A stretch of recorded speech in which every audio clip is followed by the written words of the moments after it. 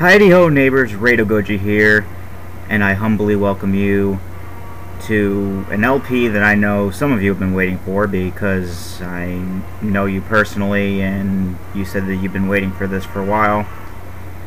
Let's play Baldur's Gate with the Tales of the Sword Coast expansion. Yes, I will be playing Baldur's Gate, as I said back in Mole-Mania, but this is nothing like Mole-Mania.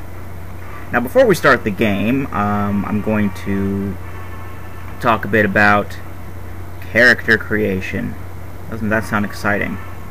Now, I do already have a character saved up, so you don't have to watch me spend like 2.5 hours re-rolling.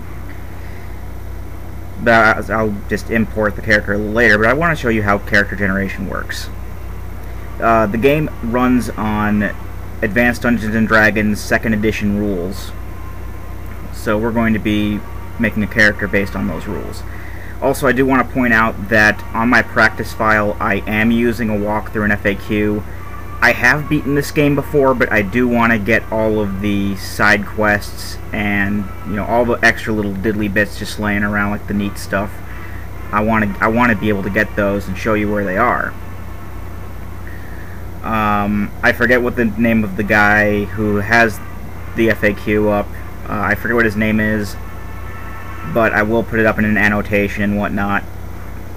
Thank you, guy, for writing an awesome FAQ. And I am basically making a character based around his FAQ, but this is also the kind of character I like to play as. So, with gender, you can pick either male or female. As you can see, this is an aesthetic choice and will not affect your attributes in any fashion.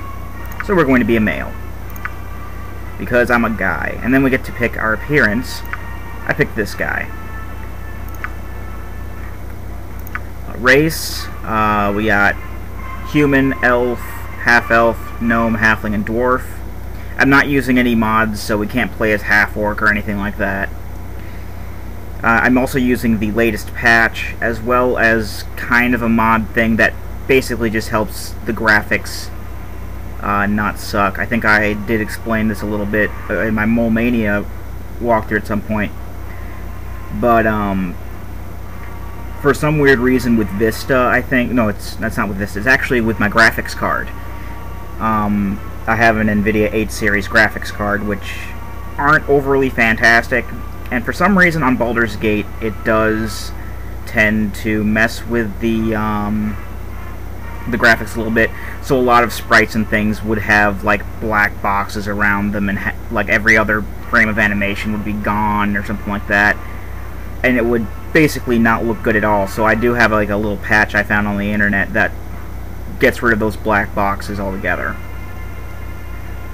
So anyway, now that I've gotten way off track, humans, they're basically, we're going to be a human, but humans are basically, what's the word I'm looking for? Well-rounded. They don't have anything special about them. Apparently they may advance as any class and advance to any level. I don't know if anyone has like restrictions or whatnot as far as other races go. I normally play as human in regular Dungeons & Dragons anyway, so it really doesn't matter all that much to me. Elves have better saves against magic, or natural resistance to charm and sleep magics. They can see in dark with infravision, are very skilled with bows and longswords, have a bonus to their dexterity but a penalty to their constitution. Half-elves are kind of like that, except they don't have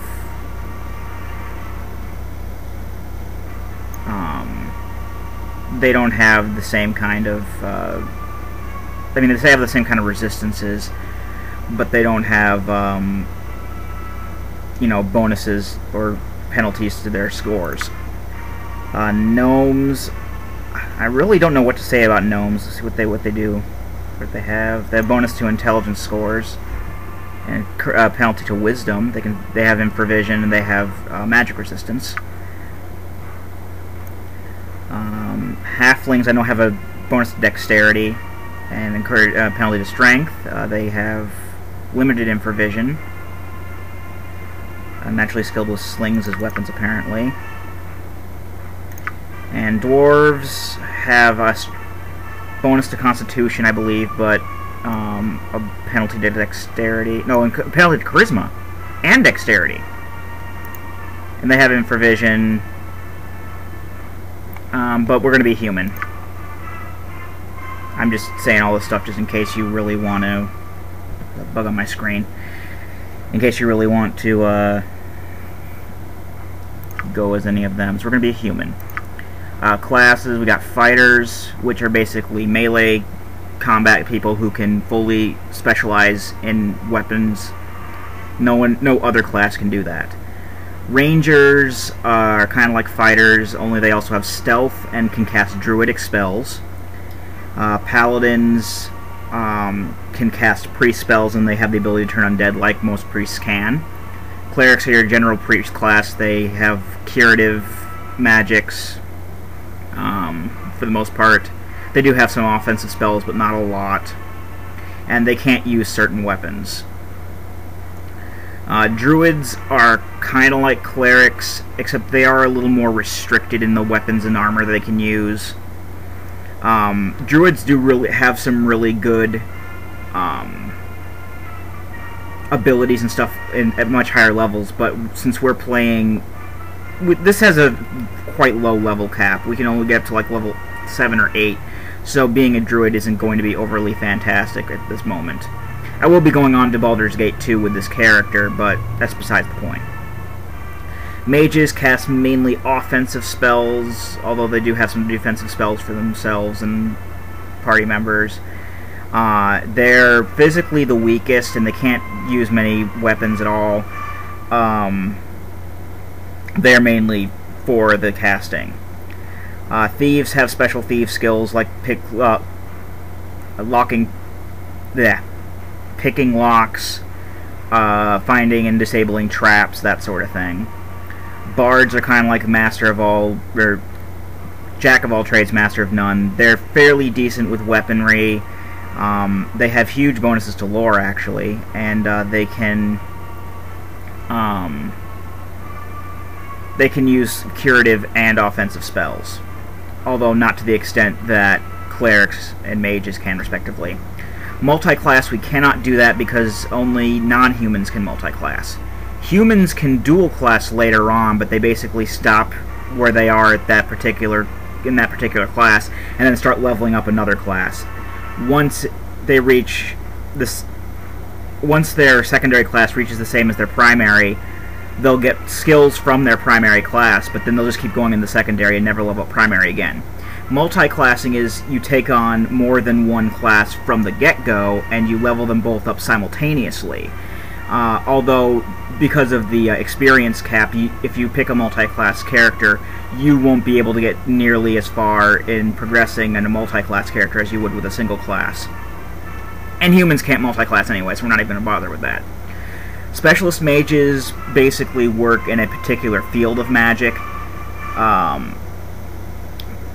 They can get more spells per spell level, but they can't use like opposing schools. We're going to be a fighter because we need the survivability, because in this game, if the main character dies, it's game over. Alignment, I'm not going to go too much into alignment. I'm going to pick neutral good, because I don't care if law or chaos is a factor. I want good to be done. Sorry to a particular friend of mine who wanted me to be an evil character. No. Abilities, oh boy. You can re-roll abilities as much as you want. You can take out of one particular area and put into another. Strength is basically... actually, I do have the instruction book here, and it does say how it will affect us in this particular game. Let me bring it up. Okay, strength will affect our accuracy and damage with melee weapons. The higher strength, the more damage we will do, and the more accurate that we will be with them. We can carry more weight-wise if we have higher strength, and it will also increase the percentage of likelihood that we will be able to bash open certain locks. Dexterity will affect ranged weaponry accuracy, as well as our armor class. Higher dexterity means a better armor class.